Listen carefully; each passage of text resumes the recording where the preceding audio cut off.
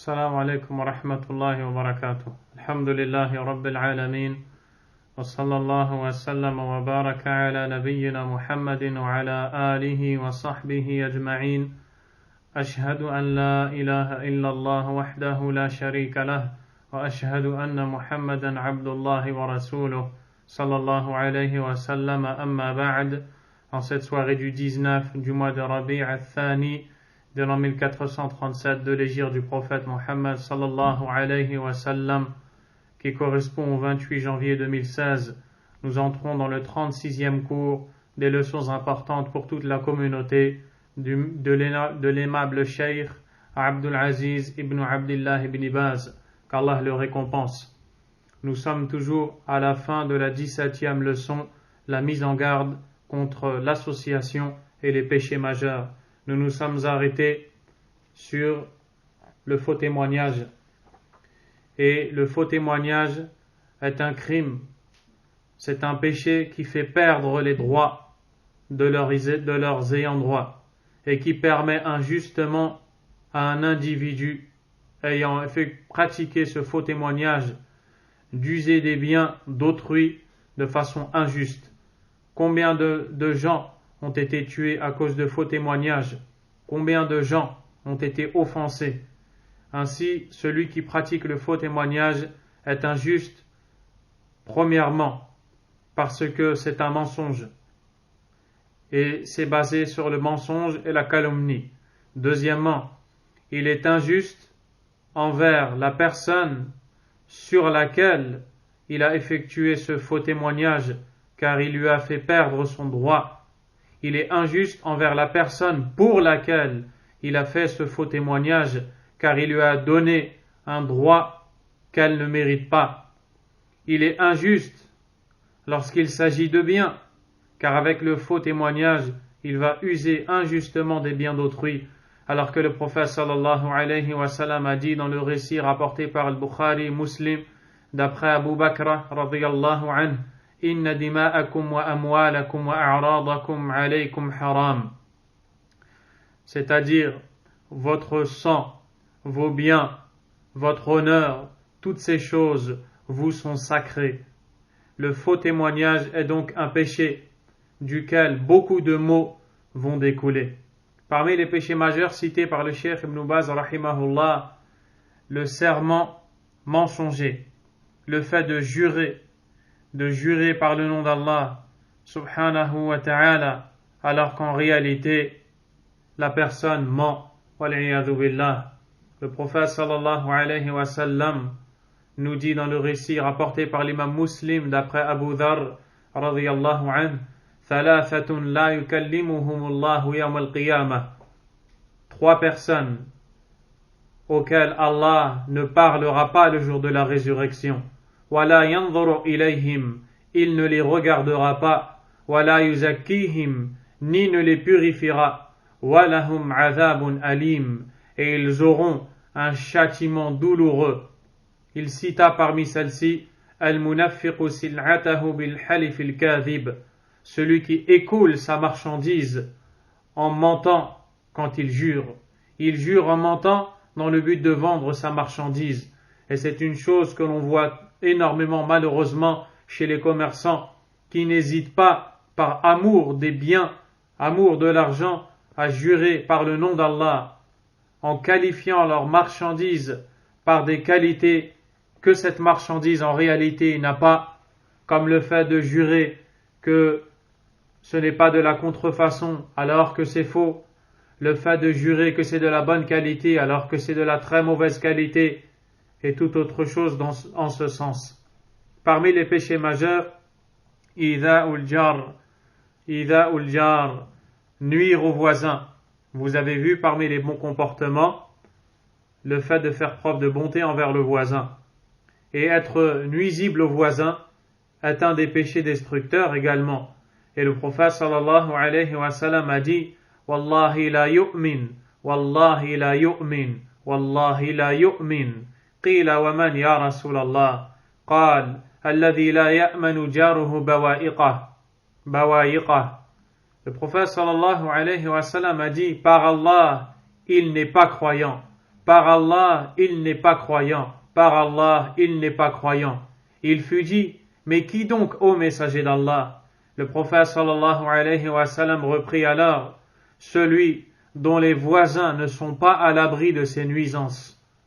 Et quand le prophète alayhi salatu wa sallam dit, par Allah, il n'est pas croyant, c'est-à-dire, il n'est pas croyant complètement. Il n'a pas atteint la foi, le niveau de foi complet. Sa foi est défaillante à cause de ce péché qu'il commet. Mais ça ne veut pas dire qu'il n'est pas croyant dans le sens où il est mécréant. Ce n'est pas ça qui est voulu, bien sûr. Également, le fait que le prophète sallallahu alayhi wa sallam dit « il n'est pas croyant », c'est donc une menace. Et comme c'est une menace, vous avez compris que c'est un péché majeur.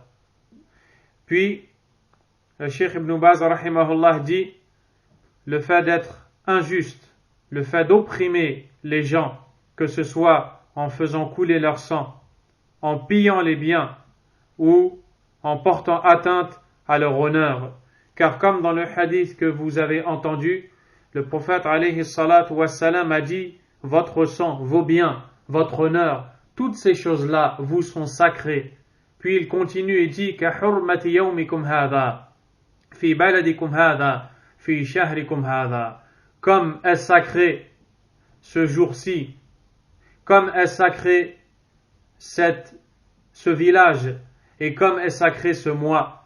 Le prophète alayhi salatu wassalam a dit ces paroles alors qu'il était en train d'accomplir le pèlerinage d'adieu sallallahu alayhi wa sallam, et il était donc à Mecca, à Arafat, un lieu sacré, pendant un mois sacré, et également dans un endroit qui est sacré. Et d'ailleurs, Abdullah ibn Umar radiyallahu anhuma, quelqu'un lui a envoyé un courrier lui disant Uktub li bil ilmi kulli. Fais-moi un écrit réunissant toute la science. Cheikh Abd al-Razzaq al-Badr dit comment l'un d'entre vous aurait-il pu répondre à une telle demande, à une telle requête? On lui demande de lui rédiger un écrit ou de rédiger un écrit qui réunit toute la science. Ce n'est pas possible. Mais regardez la science de Abdullah ibn Umar radiyallahu anhuma, qui a réuni dans un écrit des choses essentielles et très importantes. Il dit dans cet écrit Innal ilma kathir, la science est vaste. Walakin in istata'ta an talqa Allah khafifa al-dhahri min dima'i an-nas, khamis al-batn min amwalihim, كاف اللسان عن أعراضهم لازما لأمر جماعتهم فافعل. La science est vaste, mais si tu es en mesure de rencontrer Allah avec le dos léger du sang des gens, c'est-à-dire tu rencontres Allah et tu n'as pas le péché de l'effusion du sang des gens sur ton dos à porter, tu n'as pas fait couler le sang des gens. خميص البطن من أموالهم, le ventre vide de leurs biens, tu n'as pas mangé les biens d'autrui. Kaf al-lisani an a'radihim, avec une main qui s'est abstenue, avec une langue qui s'est abstenue de porter atteinte à leur honneur. Laziman li amri jama'atihim, accroché à leur groupe, faf'al, agis ainsi. Parmi les péchés majeurs cités par le Cheikh Ibn Baz rahimahullah, le fait de boire de l'alcool. Et en réalité, boire de l'alcool ou consommer tout produit enivrant qui fait perdre la raison, comme les drogues et toute autre chose en ce sens. Et l'alcool, le vin, est la mère des maux, car l'individu qui s'adonne à ces boissons, wal'iyadu billah, va perdre la raison. Et cette perte de raison va engendrer de très nombreux maux. Combien de gens ont tué, ont été tués, ont pillé ou ont été pillés à cause de l'alcool? Combien de gens ont violé à cause de l'alcool? Combien de gens ont menti, trahi, rompu les liens? Combien de gens ont porté atteinte à leurs voisins et toutes choses dans ce genre? Et ceci à cause de l'alcool. L'alcool est grave. il y a également parmi les péchés majeurs jouer au jeu de hasard. Jouer au jeu de hasard est un interdit chez Allah tabaraka wa ta'ala. Ceci car la personne va perdre énormément d'argent en jouant au jeu de hasard, wal'iyadhu billah, ou alors va gagner énormément d'argent. Dans le cas où elle perd son argent, cette personne aura à rendre des comptes à Allah tabaraka wa ta'ala sur ce gâchis, alors que beaucoup de gens étaient dans le besoin. Et dans le cas où elle a amassé et gagné de l'argent suite au jeu de hasard, cela équivaudra alors à la personne qui a mangé les biens injustement, car tu n'as pas le droit de gagner de l'argent de cette façon. Et Allah tabaraka wa ta'ala a dit dans le verset 90 de Suratul Ma'idah: Innamal khamru wal maisir wal ansabu wal azlam rijsum min amali shaytan. Le vin, les jeux de hasard. Puis il a cité d'autres choses comme le tirage au sort qu'il faisait à l'époque pour savoir s'il voyageait ou non. Le peuple de Quraysh, rijsun min amali shaytan, est une abomination, un acte du diable. Parmi les péchés majeurs, il y a al-ghiba, la médisance. Et la médisance, c'est le fait de mentionner ton frère en disant quelque chose qu'il réprouve. Comme a dit le prophète sallallahu alayhi wa sallam, même si ce que tu dis de lui est véritable et effectif, mais si lui le réprouve et n'aime pas que tu le dises, alors ceci est de la médisance. Et Allah tabaraka wa ta'ala a dit: وَلَا يَغْتَبْ بَعْضُكُمْ بَعْضًا, et ne médisez pas les uns les autres. أَيُحِبُّ أَحَدُكُمْ أَنْ يَأْكُلَ لَحْمَ أَخِيهِ مَيْتًا فَكَرِهْتُمُوهُ. L'un d'entre vous aimerait-il manger la viande de son frère mort? Vous détesteriez cela. Allah tabaraka wa ta'ala a fait ressembler la victime de la médisance à un cadavre et l'acteur de la médisance à quelqu'un qui mange de ce cadavre, pour montrer que c'est quelque chose d'horrible. Et en même temps, celui qui mange un cadavre, le cadavre ne peut pas se défendre. De même, la personne qui est victime de médisance, étant donné qu'elle est ignorante, ne peut pas se défendre. Allah tabaraka wa ta'ala dit dans Suratul Ahzab, les coalisés, verset 58, وَالَّذِينَ يُؤْذُونَ الْمُؤْمِنُونَ وَالْمُؤْمِنَاتِ بِغَيْرِ مَا اكْتَسَبُوا فَقَدِ احْتَمَلُوا بُهْتَانًا وَإِثْمًا مُبِينًا. Et ceux qui offensent les croyants et les croyantes pour quelque chose qu'ils n'ont pas fait auront à supporter une calomnie et un immense péché. Ainsi, le musulman a l'obligation de prendre garde à nuire à ses frères, que ce soit par la calomnie et même par la médisance, que ce soit par la médisance et même par la calomnie dont nous allons parler, incha'Allah ta'ala.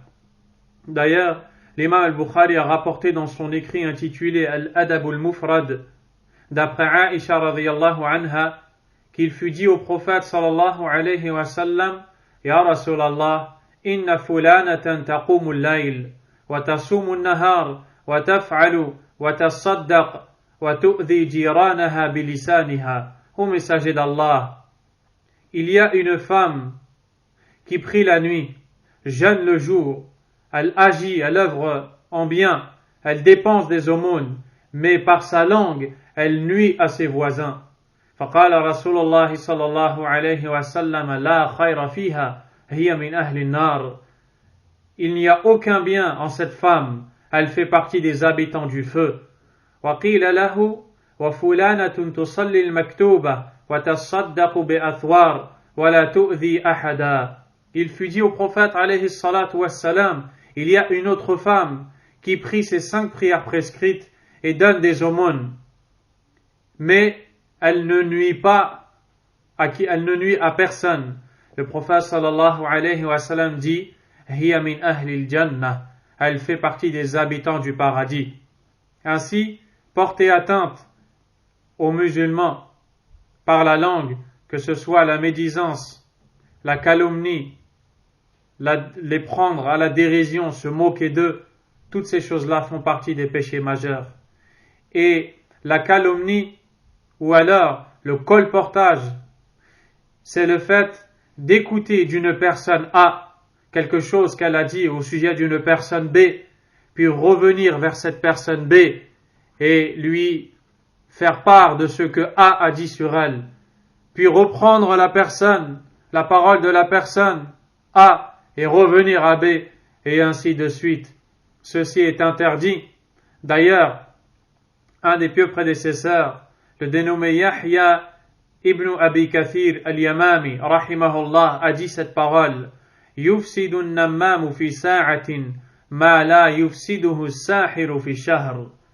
Celui qui commet le colportage va pervertir en une heure ce que le sorcier n'arrive pas à pervertir en un mois. La ilaha illallah. Et le prophète sallallahu alayhi wa sallam a dit: La yadkhulu al-jannata qattat, wal qattat huwa an-nammam. N'entrera pas au paradis celui qui fait le colportage.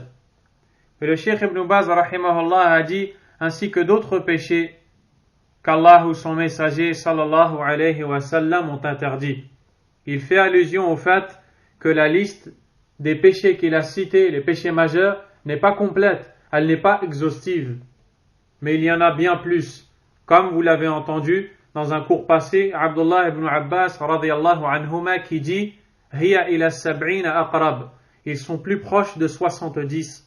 Et Cheikh Abd al-Razzaq qui dit qu'en réalité, ce n'est pas pour restreindre que le Cheikh Ibn Abbas radiyallahu anhuma a dit qu'ils sont au nombre de 70. Et ainsi s'achève la 17e leçon, walhamdulillah. Nous entrons enfin dans la leçon 18, la dernière leçon de cet écrit. Elle sera un peu longue puisque le sujet a besoin de beaucoup de détails.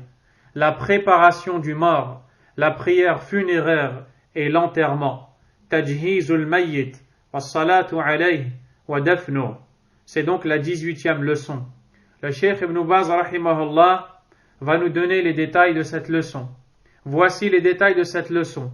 Premièrement, faire répéter l'attestation La ilaha illallah à un mourant. Il est légiféré de faire répéter La ilaha illallah au mourant conformément à la parole du prophète sallallahu alayhi wa sallam qui dit Laqinu mawtakum La ilaha illallah rawahu Muslim. Faites répéter La ilaha illallah à vos morts. Le récit est rapporté par l'imam Muslim. Quand il dit à vos morts, c'est-à-dire aux mourants, ceux qui agonisent et dont les signes d'une mort proche sont percevables. Deuxièmement, lorsque l'on est assuré de sa mort, on lui ferme les yeux et on lui serre les mâchoires conformément à ce qui a été rapporté dans la sunna du prophète sallallahu alayhi wa sallam. Troisièmement, il est obligatoire de laver le mort musulman, sauf s'il est mort en plein champ de bataille. En effet, le martyr ne doit pas être lavé et on ne doit pas prier sur lui. On l'enterre dans ses habits, cela conformément aux actes du prophète sallallahu alayhi wa sallam lors de la bataille de Uhud. C'est donc la dernière leçon, la leçon 18, que le Cheikh Ibn Baz rahimahullah a évoqué ici, et il va citer tout ce qui est en rapport avec la préparation du mort, avec son lavage, son enterrement, et toutes ces questions qui sont très très très importantes et que le musulman doit apprendre. Le musulman ne doit pas rester dans l'ignorance. Vous n'êtes pas sans savoir que nous allons tous mourir. Allah subhanahu wa ta'ala a dit dans le verset 185 de sourate Ali Imran, Kullu nafsin dha'iqatul maut. Toute âme goûtera à la mort. Le mort a des jugements qui nous ont été enseignés par la législation d'Allah tabaraka wa ta'ala. Nous devons savoir comment prendre soin de lui, comment le préparer, comment le laver, comment le vêtir du linceul, prier sur lui, comment invoquer sur lui ce qu'il faut dire, comment l'enterrer. Toutes ces immenses règles et très importantes sont citées dans les textes. Les proches du mort doivent avoir un minimum de connaissances nécessaires à la mise en pratique de ces règles islamiques. Car lorsque l'on est ignorant de ces règles, et sachez d'ailleurs qu'un des domaines où il y a le plus d'innovation religieuse, c'est bien le domaine des funérailles, c'est bien le domaine de l'enterrement, c'est bien le domaine de la préparation du mort. Wal'iyadu billah. Je vous invite à vous procurer un écrit dans ce sujet très important du cheikh Muhammad ibn Nasir al-Din al-Albani, rahimahullah rahmatan wasi'a, intitulé Ahkamul Janaiz, les règles des funéraires. Le livre a été traduit en français, où il cite les innovations relatives à la préparation du mort et toutes ces choses-là. Et donc le musulman doit apprendre afin de ne pas innover, car plus tu ignores, plus tu commets des choses, plus tu es susceptible de commettre des choses qu'Allah n'a pas légiférées, subhanahu wa ta'ala. Beaucoup de gens ont innové et font des choses qui n'ont aucun fondement. Ils ne font que suivre leurs ancêtres, wal'iyadu billah. Au point où le cheikh Abdurrazzaq al-Badr, hafidahullah, raconte qu'un jour un homme ignorant lui a raconté qu'il a prié en compagnie d'un groupe de personnes sur un défunt 2 rak'a, comme on prie dans la mosquée, alors que dans la prière pour le mort, il n'y a pas d'inclinaison ruku', ni de prosternation sujud, ceci à cause de l'ignorance de ces gens, et c'est un droit que le mort a, que l'on prie sur lui de la bonne manière, et qu'il soit lavé de la bonne manière. La première chose qui a été citée par le cheikh Ibn Baz, rahimahullah, le fait de faire répéter au mourant. Le mourant, c'est celui qui est à l'agonie, et les signes de la mort proche apparaissent en lui. Ça peut être quelqu'un qui est sur le lit d'hôpital, ou alors quelqu'un qui est chez lui. Les signes apparaissent montrant qu'il est susceptible de mourir. Il est bon de lui faire dire la ilaha illallah. Car le prophète sallallahu alayhi wa sallam nous dit dans le récit Man kana akhiru kalamihi min ad-dunya la ilaha illallah dakhala al-jannah.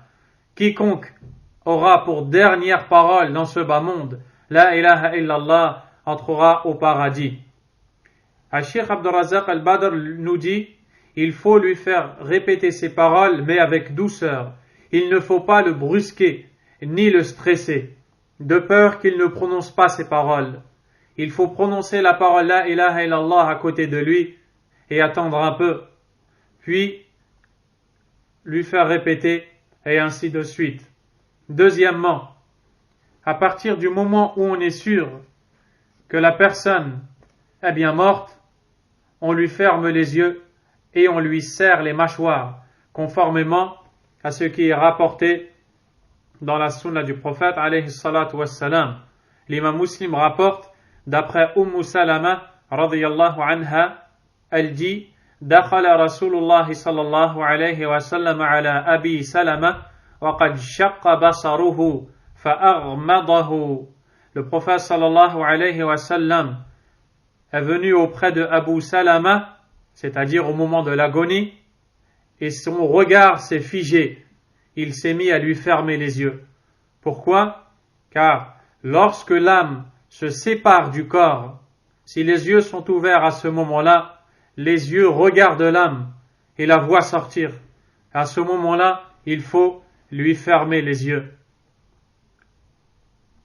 Le cheikh Ibn Baz rahimahullah ta'ala nous dit qu'il faut aussi lui serrer les mâchoires, c'est-à-dire qu'il faut faire en sorte de lui fermer sa bouche et de ne pas la laisser ouverte, comme en l'attachant, en passant quelque chose en dessous de sa mâchoire, puis on entoure la tête pour ne pas qu'il ouvre la bouche, afin que sa bouche reste fermée.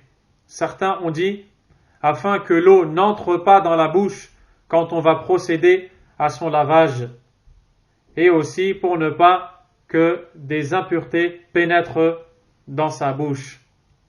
Ensuite, le cheikh Ibn Baz rapporte qu'il est obligatoire de laver le mort. Certes, c'est une obligation, c'est un droit que le défunt a, et nous allons en voir prochainement les détails, incha'Allah ta'ala, والله أعلم وصلى الله وسلم وبارك على نبينا محمد وعلى آله وصحبه أجمعين سبحانك اللهم وبحمدك أشهد أن لا إله إلا أنت أستغفرك وأتوب إليك